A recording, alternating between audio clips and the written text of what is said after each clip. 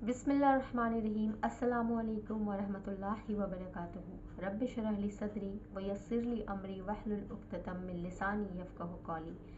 दोस्तों, अल्लाह के नबी सल्लल्लाहु अलैहि वसल्लम ने फरमाया है कि जो इंसान शिर्क से बचता होगा, फ़र्ज़ नमाज़ों की पाबंदी करता होगा, और अगर वो इंसान सुबह फ़जर से लेकर के रात के इशा तक 12 सुन्नतें जो हैं 12 रकत सुन्नतें उनको अदा करता होगा, उनका पाबंद होगा, तो इंशाअल्लाह ताला अल्लाह जन्नत में आपके लिए महल बनाएंगे।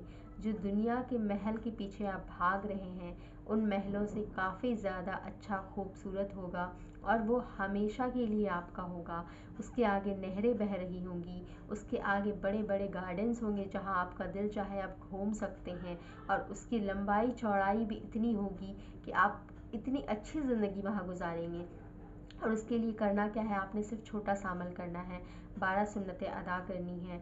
सुबह 2 फ़जर की नमाज़ जो फ़र्ज़ होती है उससे पहले की 2 सुन्नतें, ज़ोहर की 6 सुन्नतें, मगरिब की 2 सुन्नतें और इशा की 2 सुन्नतें। आप फ़र्ज़ नमाज़ों की पाबंदी करते अल्हम्दुलिल्लाह, लेकिन आप सुन्नतों की पाबंदी भी करें। इससे अल्लाह ताला इंशाअल्लाह आपके लिए जन्नत में महल बनाएंगे, और आप शिर्क से बचते रहिए।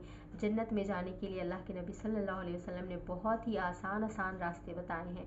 अगर आप इन रास्तों पर चलेंगे, इन रास्तों को फॉलो करेंगे, तो अल्लाह ताला इंशाअल्लाह आपको भी जन्नत अता करेंगे, हमें भी जन्नत अता करेंगे।